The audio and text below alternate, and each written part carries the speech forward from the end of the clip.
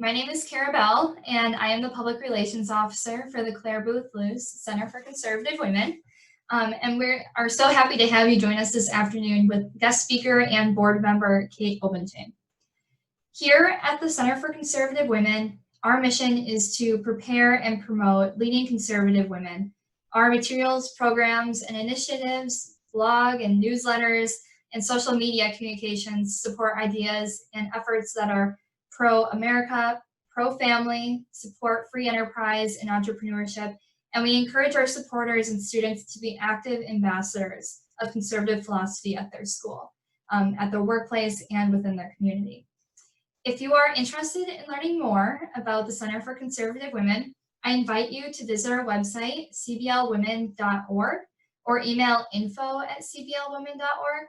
We also email monthly newsletters with the latest news and upcoming events. If you're interested in getting on our email list, please email us at info@cblwomen.org as well. Okay, so let's jump into our webinar. Introducing Kate Obenshain is a summer fellow of ours, Victoria. Graduating next spring from the University of Virginia, Victoria is completing a dual program, her undergrad being in French and government, and her master's program in elementary education and teaching. We are so happy to have Victoria here with us this summer. Hi, everyone. So Kate Obenshain is a popular speaker and commentator on national television and radio shows. She's the author of Divider-in-Chief, The Fraud of Hope and Change. She is the former vice president of Young America's Foundation, and she has been speaking on college campuses for over 25 years. She was the first woman chairman of the Virginia GOP, showing women like us what is possible. By the same token, she founded the Jennifer Byler Institute to teach and train women in leadership and to empower them to run for office. She is a board member for the Center of Conservative Women and for YAF, and impressively serves on several advisory boards like for the McShin Foundation, the Steamship Institute, and for the NRA. She speaks regularly at civic, corporate, educational, and religious gatherings all across the country, and she's known for her inspirational style. However, her most treasured role is that of being a mother to 4 children. Currently, she resides in Charlottesville in Virginia with her husband. As a UVA student, I'm not only more than excited to hear Kate speak today, but also appreciative in that there are conservative role models in the Charlottesville community.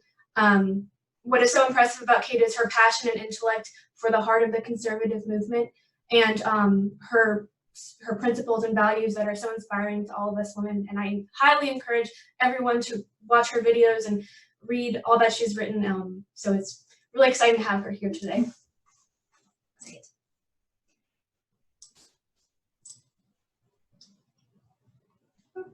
Ask you to unmute.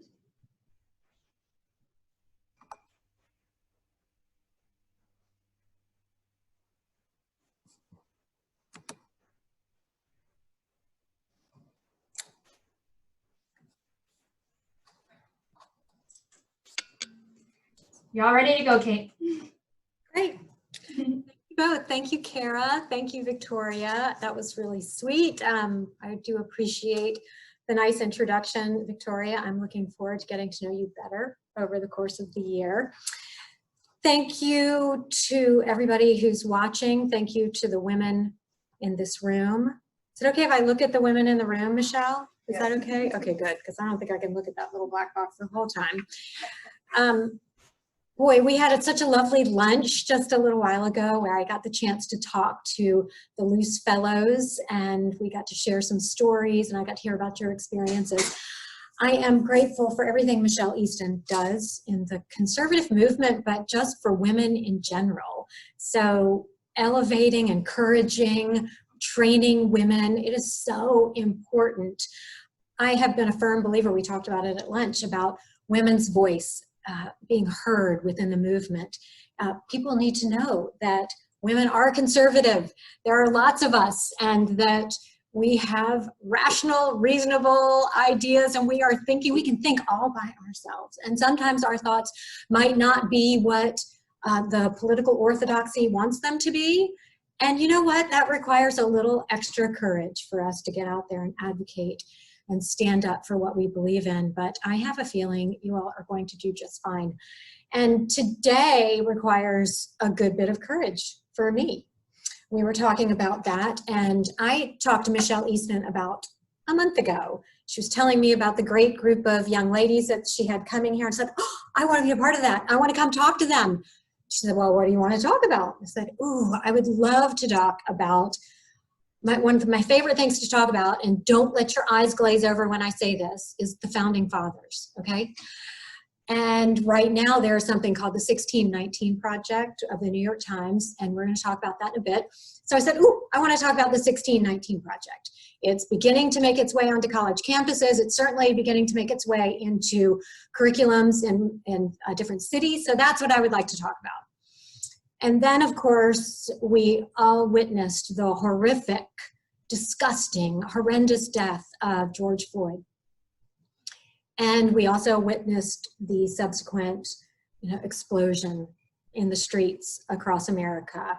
Peaceful protests, which we are so supportive of and encouraging of, to root out police brutality where it exists.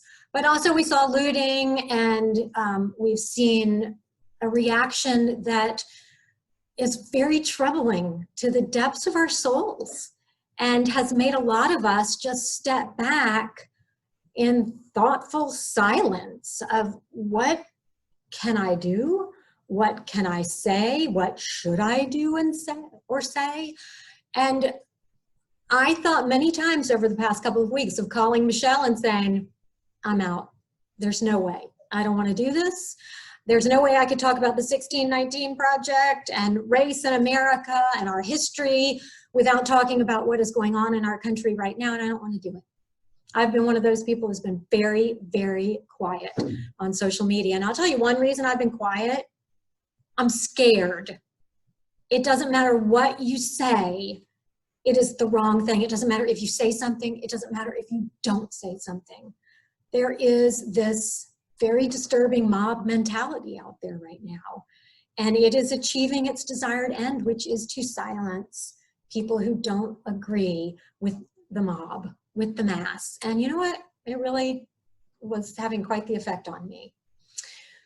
My husband told me before I came up here that as I talk about what I'm going to say, that I should tell, well, I'm just going to tell you, he didn't tell me to say this part.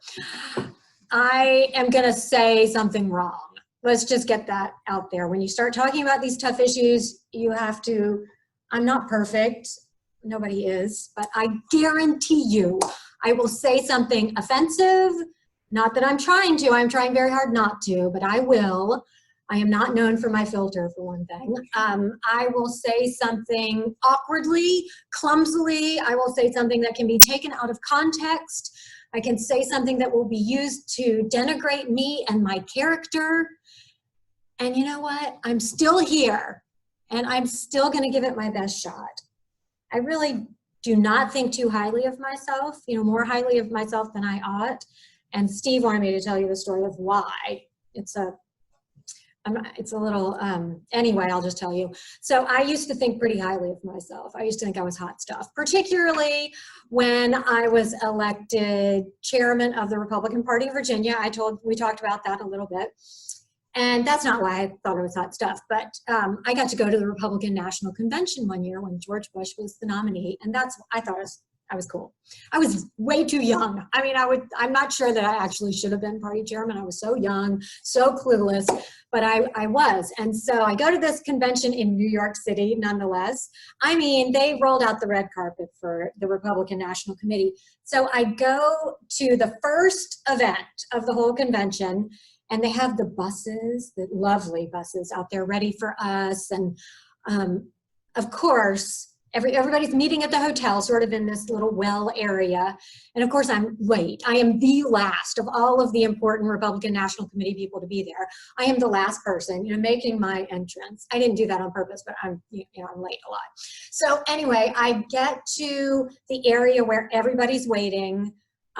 These women are, they are high class ladies. They are dripping in their lovely, outfits. And I had borrowed all of my sister-in-law's clothes, so I thought I was pretty cool too. And I had these cute little pumps on, and I had darling little skirt. And for once in my life, I had tan on my legs. And I thought I was it. And this interesting hotel, there's an escalator that goes down to where all the people were waiting. That's the exit. So I arrive and everybody looks up because they're all waiting for me, of course. So they look up and there I am with my cute little pumps and my tan and my darling outfit that I borrowed from my sister-in-law.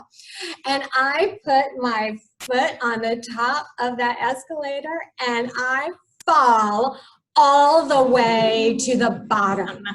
I mean, I am like trying to stop myself. It's one of those, there was no stopping it. There was nothing I could do about it. Tumble all the way down. And I look up and every single eye, lovely little outfits, everybody is staring at me, this disaster of a human being. Okay, so that was the moment when I ceased to think that I was anything special. So the rest of the whole week that I was there, I had this constant reminder because on my lovely little tan legs, I had these bruises in the, like lines from the escalator all the way down my leg. So I could look at that all the time and think, okay, yeah, okay, I got it. I'm not it. And I'm telling you, this subject today reminded me, as if I needed any more reminders than that. I am not it. I am so unequal to this task. I will say that one reason why I really decided I'm going to do this is because I think it's important to give ourselves a little bit of hope in a very dark and depressing time.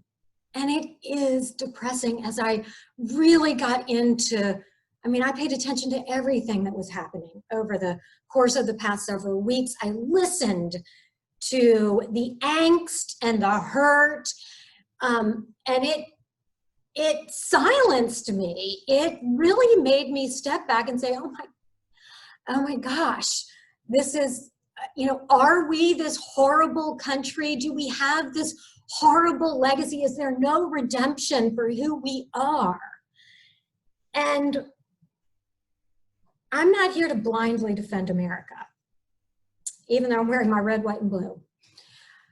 I know that we have our sins as a nation. Of course, the darkest of those sins is slavery. And we have struggled throughout the course of our entire history to achieve the goals, the ideals of our founding documents. And it has been a painful struggle. But I do want to suggest to you today that America is good and that America does remain the best hope for man on earth. Not perfect, but we have a history that is established on this crazy, radical notion that all men are free. All men ought to be free. Men ought to be able, men and women, when I say men, I mean the universal, men and women. It's important to say that. Men and women should be able to keep the bread from the labor that we have earned ourselves, that we get to work hard, we get to shape our future. America has certainly sought to better itself because we have those creedal documents that remind us of who we are. As we've watched what's been going on, we have heard a chorus of folks saying, you need to take on the racist history of your country. You must, every individual must accept responsibility for the racist past of America.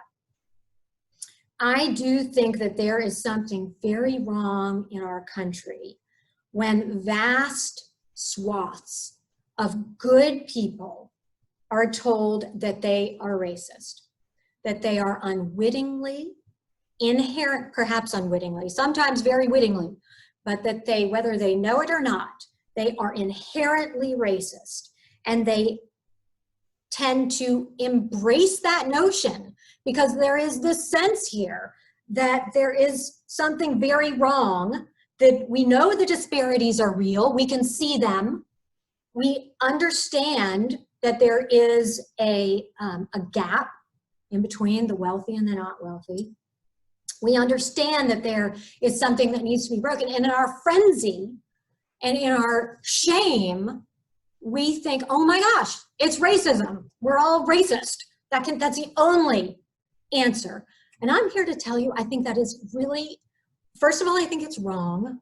I don't think most Americans are racist. Absolutely. There is racism in America. You know why? There will always be racists in our country, in every country, because evil is real and it exists. And as much as I wish that we could get rid of it, we're never going to completely stamp it out. It exists. But I do also believe that the majority of our country is made up of good, decent, loving human beings, and that there are people right now who are continuing what the community organizers do. They are trying to rip apart the fabric of our country by hurling invective and hate at others and saying, I want my way because so many people in this country want to persecute me, want to destroy me. To me, that very notion that the majority of Americans are racist is truly a despicable, despicable lie. And to some extent, we are open to it. We are saying, okay, I gotta tell you, I think it's also lazy. When you see some of our leaders painting in big, big letters, Black Lives Matter on streets, and saying, did my job. There we go. That shows you. We're not gonna have these inequities anymore because I painted Black Lives Matter on the street. When you see de Blasio doing that, or when you see Nancy Pelosi or Chuck Schumer putting their African scarves on and bending to one knee and saying, okay, we've done our job. There we go. And you know what we're gonna do? Oh, we're also gonna get rid of immunity for police officers. That will not take care of this problem. That will not begin to take care of this problem. And they ignore what we all know are some of the real problems facing America's inner cities, the poorest in America, and they are solutions that people like Michelle Easton and a lot of good conservatives, Bob Woodson, Thomas Sowell, Shelby Steele, have been promoting for decades.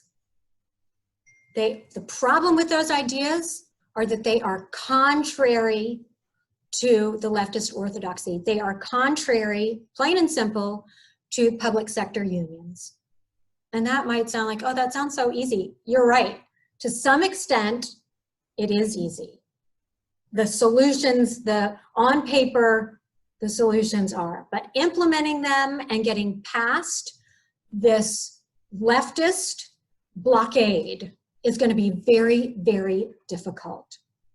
I have stood back in wonder for years at how the left can claim to care about the impoverished within the inner cities and yet put up complete obstacles. I mean, just talk about walls, talk about building walls, complete walls when it comes to offering our inner city children the opportunity to actually get an education. The public sector unions, the teachers unions control our public school system. They do not allow poor teachers, failed teachers, to be fired. We are allowing our children to sit in dropout factories, to have to go through metal detectors. Metal detectors. These kids are more concerned about whether they're going to survive a day than they are about doing their homework, by far. Who can blame them? Voucher and school choice programs have the overwhelming support of parents in the inner cities. Overwhelming. And yet who is putting up roadblocks to that? It is not Donald Trump. It is not me. It is not conservatives, liberals. Who is it that supports police unions? It makes me ill to see the Democrats saying, oh yes, we need to do something about the public sector unions. We need to do something about the police unions. There was a bill last year in Congress to give more power to the police unions, not less. You know what these police unions in the inner cities do? Some of them, they're different, they negotiate different rules. They allow, for instance, for police, records of police malfeasance, abuse of a police officer, to be erased after 2 years. 2 years. They offer arbitration for police offenses. So there is a case, I can't remember, I'm about thinking Chicago, but I might be wrong. Detroit, I think it's Detroit, where a police officer shot and killed 2 men within 6 months, unarmed. One of them was running away. So that police officer was fired. Okay, he was fired. And through arbitration, the unions, by the way, get to pick the arbitrators. So arbitrators come in and argue in favor of the police officers. And the municipality is required there to abide by the decision of the arbitrator. So this particular police officer was, the police unit was ordered to rehire him with back pay after 6 months. The guy who shot 2 unarmed people, one of them in the back running away.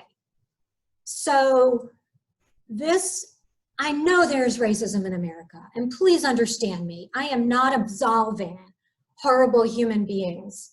Certainly not this disgusting creature who killed George Floyd. That was horrific. I'm not absolving him. He should pay. He is going to pay. He has been arrested. Those who stood by and watched have been arrested. But I am saying, if we are serious about fixing the disparities in our country, if we are serious about addressing issues that produce inequality in our country, we darn well better start looking at the root causes. And that is going to take a lot of courage, particularly from Democrats. They get a lot of money from these public sector unions. They get reelected. You know, some very cynical human beings would say that by keeping those within our inner cities impoverished, in poverty, needing to get never-ending welfare benefits, for instance, then that keeps them in elected office. In 1993, Bill Clinton introduced welfare to work reform. It was actually based on Virginia's reform. And it required, if you're going to get welfare benefits, you need to either be looking for a job or begin working. And what happened to the welfare rolls? It started going down. People started getting off of welfare, started to have an entrance, a doorway to the American dream, to self-sufficiency, to a restoration of ambition and ingenuity that government crushes. Government crushes one's soul. It's not meant to be, to help to sustain us if we're able to sustain ourselves. So that doorway of a welfare to work program was slammed shut by guess who? Barack Obama got rid of the welfare to work requirements. It was a devastating thing. Who goes after our school choice programs that would give inner city kids the one hope they've got to escape the cycle that they're in? Barack Obama and the Democrats. Now this isn't, I'm not here to rail on Barack Obama. I am railing on leftists and liberals who have been, by the way, in charge of our inner cities for over the past half century. And this is what's happened. And instead of saying, okay, we're gonna get to work, we're gonna figure this out because it's disparity in the greatest country on the face of the earth is not okay. Instead of doing that, they say, racists, you are all racists. That is heartbreaking. Bob Woodson said, if you don't know who Bob Woodson is, you need to go look him up. The Woodson Institute, I believe, but he was a civil rights activist, African-American, said in the past 50 years, $22 trillion has been spent on poverty programs. 70% goes not to the poor, but to those who serve the poor. So many of those people taking office use this money to create a class of people who are running these cities. And now after 50 years of liberal Democrats running inner cities, we have all these inequities that we have. Race is being used as a ruse, as a means of deflecting attention away from critical questions, such as why are poor Blacks failing in systems run by their own people? It is so simple to say and wrong and condemning to say racism.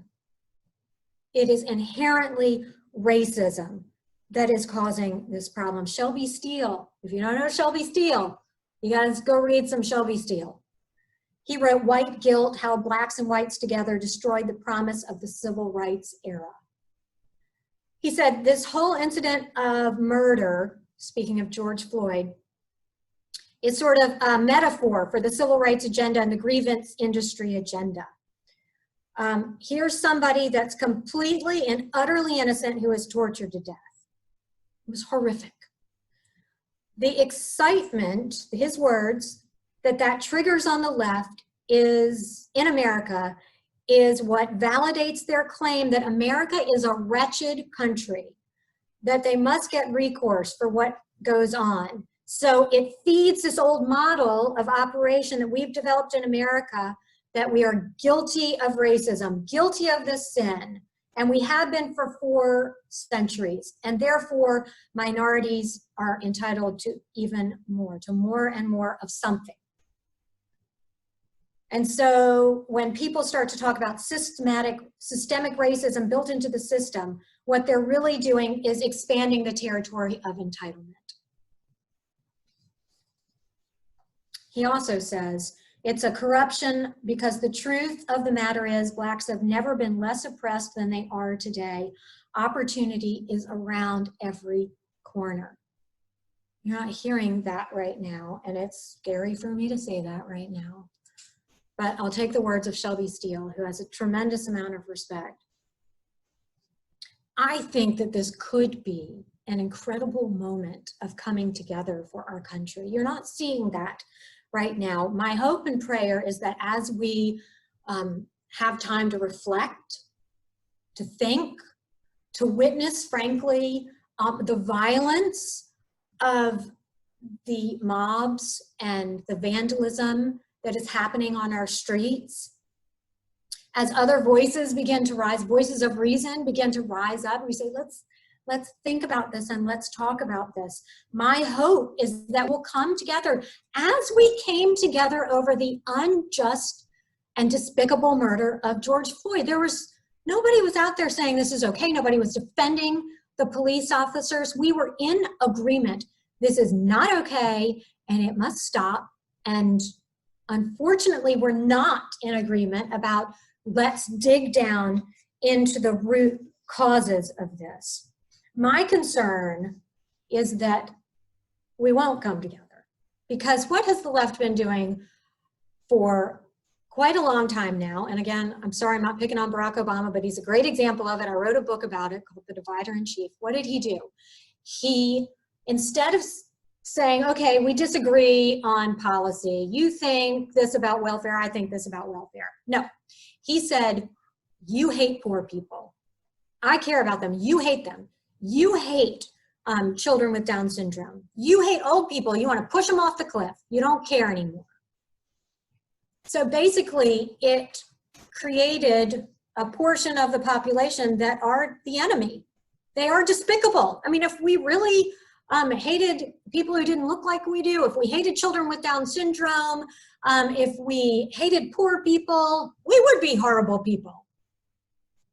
The problem is none of that was true, but it worked to say, just don't listen to people who disagree with you, not because they have different ideas, but because they're hateful human beings. It is really hard as a nation to have a conversation when that is the premise. Because who wants to talk and negotiate and have a conversation with a racist or a homophobe or somebody who just is disgusted by people who are not just like they are? Nobody wants to do that. What my concern is now, and this takes me back to what I really wanted to talk about today, is that there is going to be this effort to say, because of systemic racism in America, because it comes from the earliest days of America, we were built on racism, we are racist, we are never going to stop being racist unless what? Unless we get rid of everything that America is about, unless we get rid of our creedal documents, unless we radically revolutionize our understanding of our founding. And that means we focus on the Declaration of Independence, we focus on the Constitution, and frankly, we get rid of them. That is the premise, something I think we all need to pay attention to, and it's an effort to rewrite history, and it is most clearly exemplified in something called the 1619 Project. You all have probably heard about it. If you haven't, you need to go read about it. Nicole Hannah-Jones is its champion, and she wrote about it in the New York Times Magazine. Not just she, but it was a compilation of different writers taking a rather radical look at the American founding. She suggested that anti-Black racism runs in the very DNA of this country, she said. The essence is that in 1776, quote, one of the primary reasons the colonists decided to declare their independence from Britain was because they wanted to protect the institution of slavery. Now, think about that. Patrick Henry standing up on the floor of St. John's Chapel. His primary goal was to continue the institution of slavery. That is not true. There is not one scintilla of evidence that the founders were concerned about perpetuating slavery. The very opposite. They were extremely concerned about how to handle slavery going forward, that it would rip apart the fabric of this country. They acknowledged all of the great founders, Washington, Jefferson, Madison, George Mason, John Adams, all acknowledged slavery is a scourge. It could destroy our country. It is not in line with the founding principles of the Declaration of Independence. It was anathema. As soon as the Declaration of Independence was signed, immediately slavery, as never before, became an issue in the world. Never before. I mean, it was accepted. You think slavery was not just happening in America, it was happening worldwide. But in America, because we had the audacity to suggest, our founders had the audacity to suggest that all men are free. Any suggestion that we include slavery and a caveat for slavery was soundly rejected by the founders. They acknowledged that this applied to all men. Was there hypocrisy in the founding? Oh, yes. Did the founders own slaves? Oh, yes, they did. And that they acknowledged to be the core problem of the founding, and yet they didn't establish, God established. They acknowledged the truth that liberty is the inherent right of every single man, human. They meant men, but every single man. It has, of course, broadened to include every single human being. From the day the Declaration of Independence, this is John Quincy Adams, the wise rulers of the land began to repair the injustice of slavery. None thought that it would or should long endure. Across the board, historians have rejected the 1619 Project because there is no evidence to support such an outlandish notion that really, as opposed to 1776, 1619 was the beginning of our country, because that was the year that 20 Blacks were brought to this country as indentured servants. Indentured servants, not slaves. Same thing, basically. But that was not the year that our country began. Historians agree that no other date can be established other than 1776. But if you say that, you have to acknowledge that the Declaration and the Constitution are the premise of our country. Some of the radicals right now do not want us to think that. They want to change the entire fabric of our country. Also in the 1619 Project, it suggests that capitalism is evil because it stems from slavery. Okay, capitalism and slavery actually are completely contradictory to each other. It kept back American prosperity.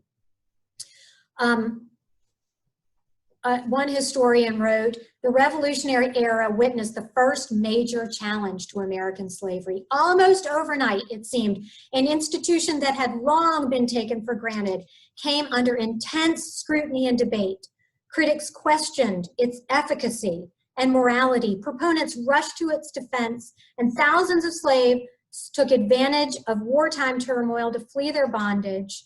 Tangible results of this challenge included abolition of slavery in the North. I mean, almost immediately.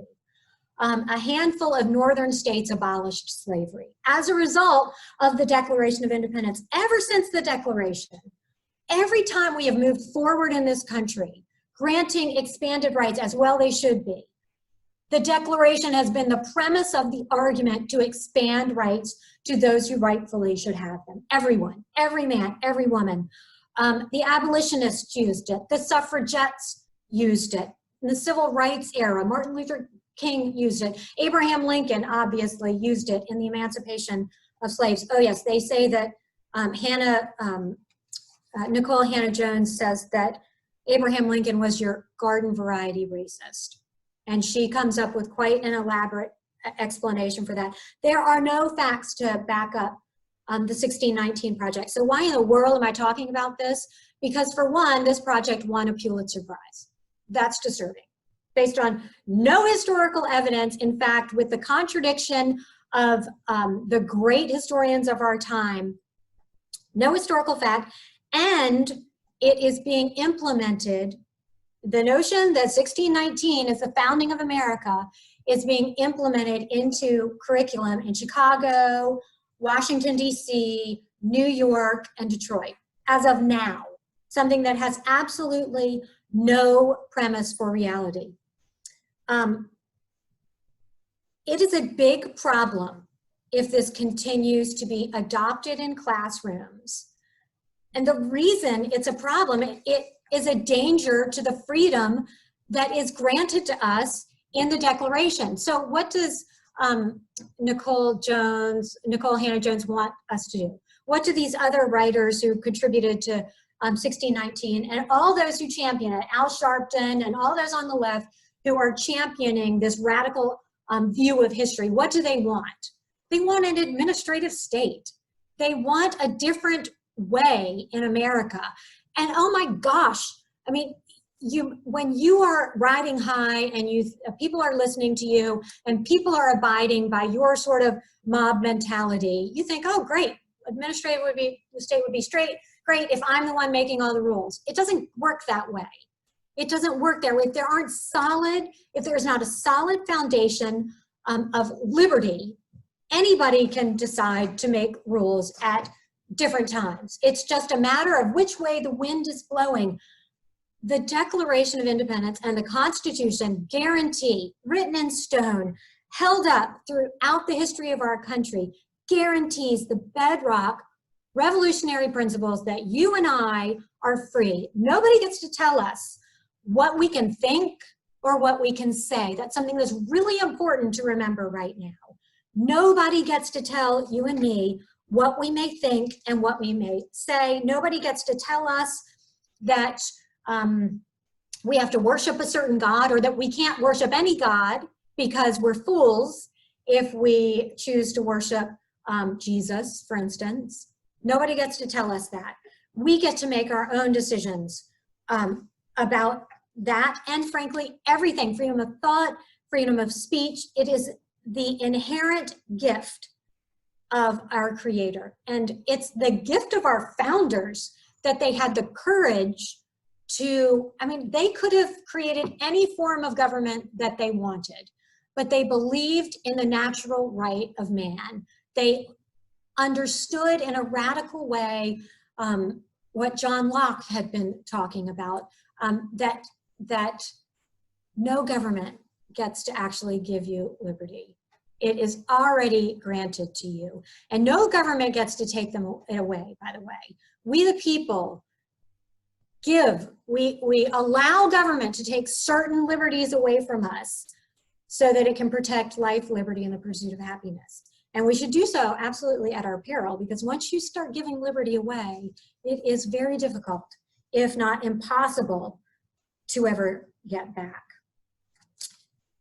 I think something really dangerous is happening in our country right now, and I think it is incredibly important for us to be aware of it and to stand up and say something about it. And unfortunately for all of us, I believe that means standing up right now and saying what you believe about what is happening in this country, what you believe about racism. Systemic? Is it systemic? Is America an inherently racist nation? I think that means that we need to become informed, and we need to know what we're talking about. But most importantly, because you all are the ones who are going to have to go back to your campuses and talk about these things, because I guarantee you, if you are going to be representing any conservative organization or idea, you are going to be asked what you think about America as a systemically racist nation. I happen not to believe that silence is violence. Is that the current phrase, silence is violence? I don't believe that. I think that there is a time for reflection and thought. I, for one, don't abide by silence enough. And I think there is a time, particularly right now, that we need to collect our thoughts, decide what we think, and frankly, we need to get our courage in its proper place in our hearts and souls. We were talking a lot at lunch about the need to be courageous, the need to realize that this is not about you and me. I feel so badly for the young people out there who, posted the black on Instagram the day that we were all supposed to post the black, and now they're being excoriated. How dare you, a white person, have the audacity to post a black box on, you don't know anything. No matter what you do, no matter what you say. There was some video that came out with all those celebrities yesterday where they're all white celebrities. They're all apologizing, and somber music in the background, and the comments from across the board are, would you please shut up? You have no right to say anything, but this is gratuitous pandering. And it is gratuitous pandering. Do they have the right to say it? Absolutely. Just like you and I have the right to stop, to not say something for a little while perhaps, but then to go out there and champion whatever it is you believe in, even though it is really scary to do it. And why are you doing it? Are you doing it just because you're told, oh, you have to say something, you have to go out there? No, no, no. And you're also not doing it so that you can be elevated. Oh, I'm going to go out there and say what nobody said before, and I'm going to be fabulous about it. No, I don't suggest you do that. Because I guarantee you, if you're out there talking in the public sphere because it's about you, you are going to be shot down so fast.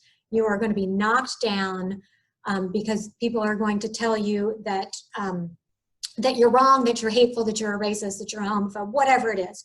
And that's going to crush your soul. Because frankly, we as conservatives, as anybody, as Americans, we hate to be called these horrific names, and it does an amazingly effective job when the left calls us names. It shuts us up fast. I believe that this is not about me. And so if somebody wants to call me a horrific name, is it going to hurt me? Absolutely, every time. Even though I've been doing this for 30 years, it still hurts. It hits its mark. But it is not about me. It is about the principles that the founding fathers were willing to champion. And let me tell you, they knew they were going to die if America was not successful. And let me also tell you, they knew it was very unlikely America was going to be successful. So it was pretty much, they were signing their death warrant when they affixed their name to the most radical document in the history of mankind, a document that guarantees you, me, and everybody in this country equality. If we're not getting equal treatment, then we have a right to insist upon it. And I believe we have a right to insist that our inner cities, the people living within our inner cities, have equal access to opportunity that we do. Everybody should have equal access to excellent school systems, to excellent policing, to not be incarcerated unjustly, of course.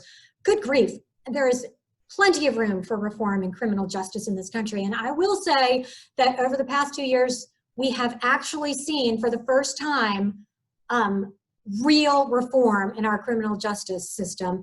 And it happened during the administration of not a leftist, but a Republican. I won't maybe not a conservative, but a Republican.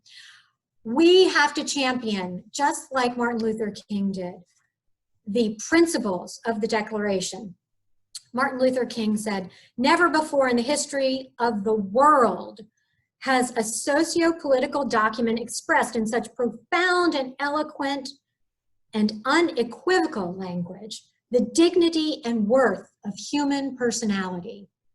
The American dream reminds us, and we should think about it anew," this was on Independence Day, on this Independence Day, "that every man is an heir to the legacy of dignity and worth." That is what makes us exceptional. We're not exceptional because there's systemic racism in this country. We are exceptional because our founding fathers had revolutionary vision that all men and women are created equal by God and that we are entitled to all the rights that God has given us. That's big stuff, you all. I don't really think we have the luxury, as much as I would love it, I don't think we have the luxury to sit back and hope that somebody else advocates on behalf of liberty granted by God. I think he's counting on you all, and he's counting on me to get out there and do something about it. So thank you. That's really what I wanted to say. And I think Kara might have a few previously submitted questions for us. Right. Well, thanks so much, Kate, for that amazing speech. I'm definitely going to share it with a lot of my friends who consider themselves moderate or on the left, but have come to me or conservative, and they've asked, how do we respond to this Black Lives Matter movement and the blackouts on social media? And actually, I was going to ask you. One of my friends yesterday even asked me, and she's pretty liberal, but she was like, she's afraid of cancel culture. And I'm sure you noticed a couple days ago that the blackout on social media to show your solidarity with the Black Lives Matter group. And she felt so pressured to share the black box because if she didn't, she knew that she would have friends or family come after her and say, "Why are you a racist?" Yeah. So what advice do you have to those students, even our own students who felt pressured to post something on that day, even if they don't necessarily agree with the talking points of Black Lives Matter? Yeah. If you don't agree with the talking points of Black Lives Matter, you don't agree with Black Lives Matter. So first of all, I'm glad you brought up Black Lives Matter because I think it's important to understand what you're defending, what you're promoting even. Of course, every Black life matters. The organization, however, is something that is arguably quite problematic. I would urge you, Kara, and all of you to go to the Black Lives Matter website. Please understand what you might decide to advocate for and what your friends are advocating for. There is some disturbing stuff in there, including undermining the traditional family. Now, before you say, oh, you know, church lady backwards, I can't believe you would be talking about the traditional family. It is proven fact that graduating from high school, getting a job, getting married first, then having children, if you follow these steps, you are virtually guaranteed not to live a life of poverty. That is an important thing to know in terms of improving our lives and the lives of our fellow Americans. And yet, the Black Lives Matter website specifically undermines a core tenet in what it takes to successfully move beyond poverty, to be freed from the grip of poverty throughout your life. I think that we as conservatives have to think long and hard about how we articulate our perspective on college campuses. Personally, I don't think you go running up and get in somebody's face and start a brawl.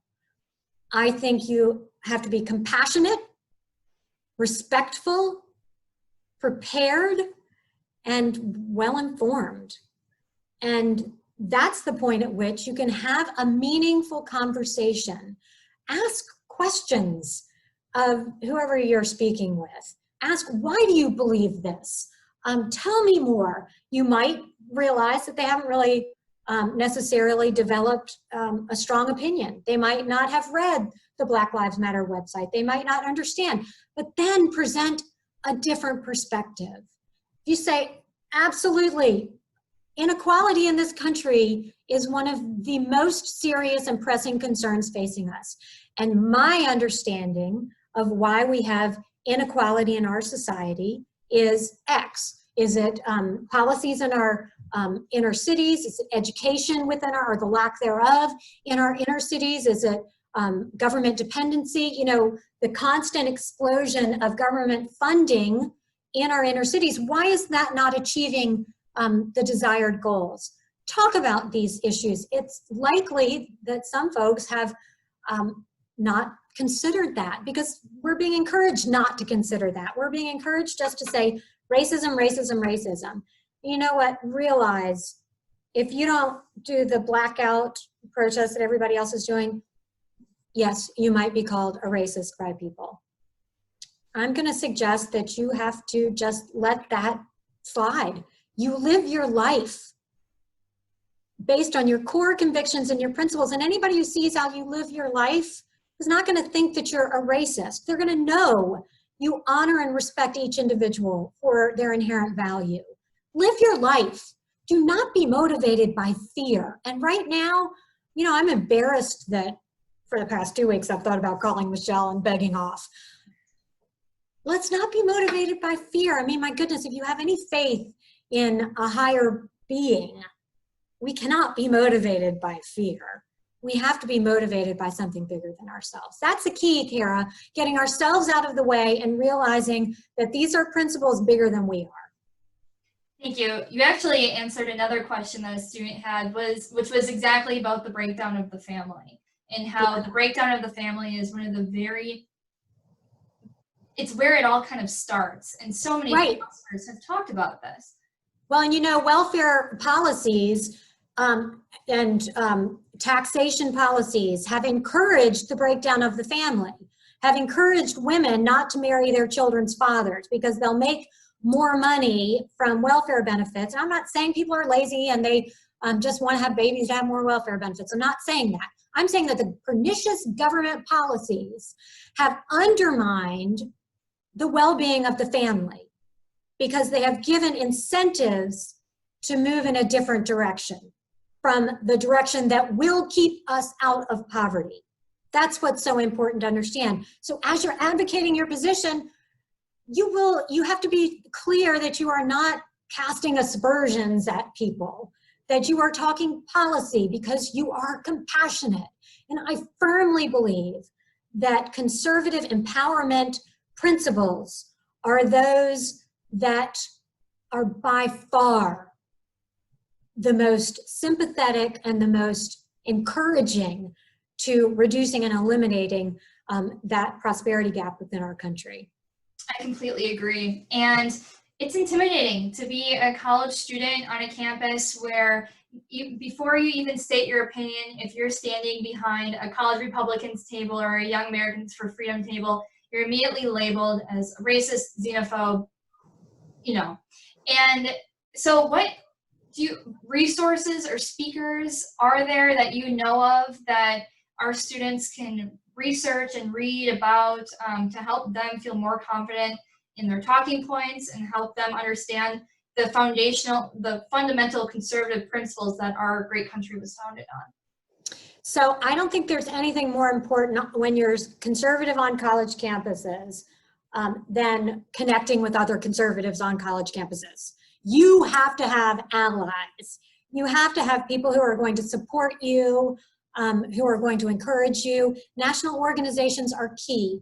The Center for Conservative Women, amazing, particularly helpful to conservative women on college campuses. You've got to get involved, go to their conferences. They've got an incredibly vibrant, as you know, speakers program, materials and resources. Their staff, you, Kara and Emily and Michelle, provide incredible support for students on college campuses. Young Americans for Freedom, another wonderful organization, will provide you the support that you need. And the programs that you all put on college campuses, 9/11 Never Forget, your conferences, they draw people in. Oh, there are other conservatives on college campuses? I had no idea. Oh, and frankly, I had no idea that you might be normal and that you might not be like this crazy maniac who wants to kill everybody and hate everybody. Don't give in to the left or to just the haters who want to define us. Please don't give in. In terms of speakers, both the Center for Conservative Women and Young America's Foundation have an incredibly vibrant speakers program that can talk on, these speakers can talk on any of these issues. I mean, we all want Ben Shapiro, I know, to come to our campus. Well, a lot of people don't want Ben Shapiro to come to their campuses, but my daughter would do anything to see Ben Shapiro.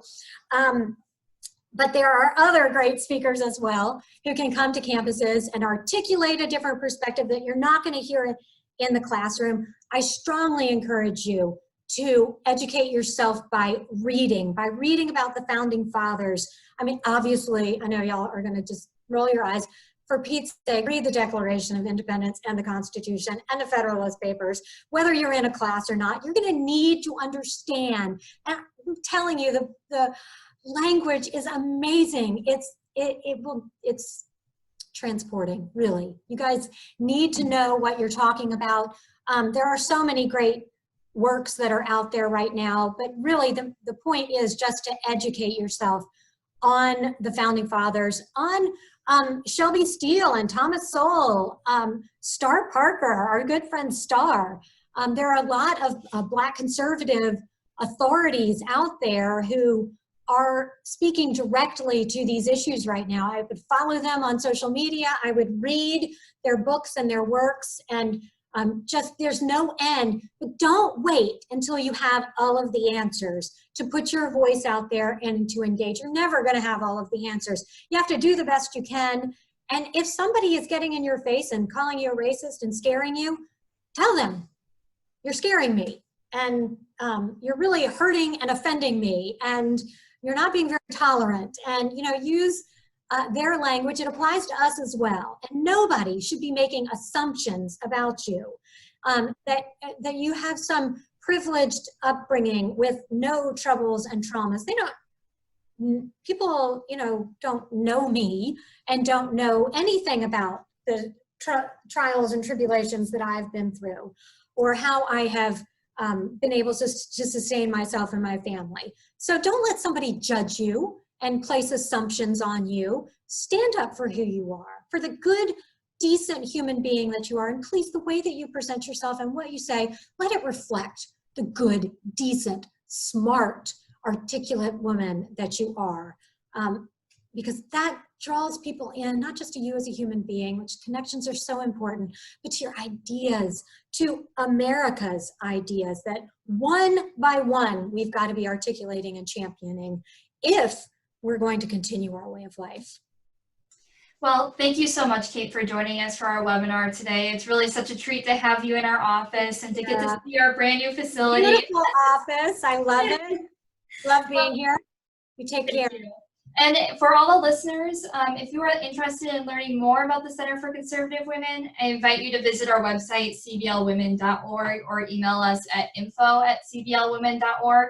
And if you are watching this video after the webinar, we will be putting it up on our YouTube channel. And you have any questions for Kate or for us, please feel welcome to email us again at info@cblwomen.org. So thank you everyone for listening, and we'll see you in our next one.